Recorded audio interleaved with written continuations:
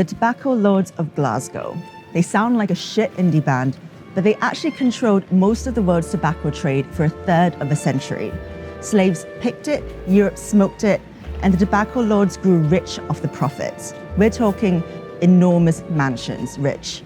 Streets named after you, rich. Dress your slaves up in tartan and make them carry your golf clubs, rich. What we don't know are the names of the enslaved people who picked the tobacco leaves. No one bothered to name a street after them.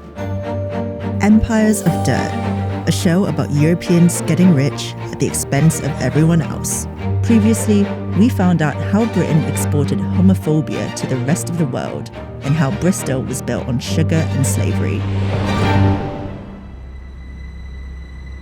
October 15th, 1492. Christopher Columbus is exploring the Americas, having got extremely lost en route to India. He sees an indigenous man paddling a canoe with food, water, and tobacco leaves. The Spanish colonists quickly embrace the tobacco leaf. By 1527, there are already settlers addicted to tobacco. When Sir Francis Drake returns to England from the Americas in the late 16th century, he introduces the English to the tobacco plant. Tobacco use grew exponentially throughout the 17th century. In 1614, the newly established colony of Jamestown, Virginia, sent its first shipment to England. By the 1680s, Jamestown was producing over 25 million pounds of tobacco a year for sale all over Europe. That's the equivalent weight of 630 double-decker buses. All this tobacco was grown by slaves. Scottish slave traders kidnapped people from West Africa, sometimes imprisoning them on Bunce Island off the coast of Sierra Leone before trafficking them across to the West Indies and America. Bunce Island was turned into a mini Scottish territory. Slave traders built a golf course on the island and even forced enslaved people to dress up in tartan and act as their caddies. If they survived the journey, these enslaved men and women were put to work on plantations. The life of a slave there was one that was unrelenting in its cruelty. Scottish slave masters were considered to be amongst the most brutal of the slave owners.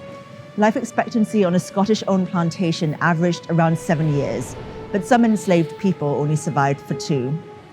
Slaves were even made to speak Gaelic as a way of estranging African people from their cultures and stopping them from forming bonds with each other. So we all loved tobacco. But where did Glasgow come into it? Glasgow is geographically closer than any other British port to the east coast of the US, cutting 2 to 3 weeks off the journey from the tobacco plantations of Virginia. It was a no-brainer. At first, merchants simply purchased tobacco from American farmers, but before long, Glaswegians started lending money to them to fund future production, which basically meant fronting them money to buy even more enslaved people. Between 1740 and 1770, Glasgow was at the center of the tobacco trade with the Americas. By 1770, Scotland was importing almost 40 million pounds of tobacco. As slaves toiled in the sweltering heat of Virginia's plantations, back in Glasgow, the tobacco lords grew rich. They built lavish townhouses and churches in the city centre and donated to Glasgow University. Tobacco was a huge earner for Glasgow's merchants, until it wasn't anymore. By the time the American War of Independence broke out in 1775, 1.3 million pounds was owed to Scottish traders by American tobacco plantation owners. That's 211 million pounds in today's money. Those who owed money to Britain really hated having to pay this back, and that includes George Washington and Thomas Jefferson, meaning that our love of smokes inadvertently contributed to American independence. After the war ended, the debts that were owed to Scottish traders was never repaid because the Americans took the view of, you're on the other side of a massive ocean. What the fuck are you gonna do about it? American independence destroyed Glasgow's tobacco lords.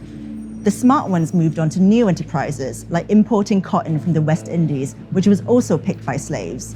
But some were ruined financially, like former tobacco lord John Glassford, who died in 1783 with debts close to £100,000, the equivalent of 14 million pounds in today's money. Glasgow's shameful slave-owning past has been largely erased from history, but the names of its tobacco lords live on in plain sight. Walk around the streets of Glasgow and you'll find these slave traders celebrated, from Virginia Street to streets named after former tobacco lords like John Glassford, Archibald Ingram, and Andrew Buchanan. Their names continue to live on, but the names of the enslaved people who made them rich have been forgotten.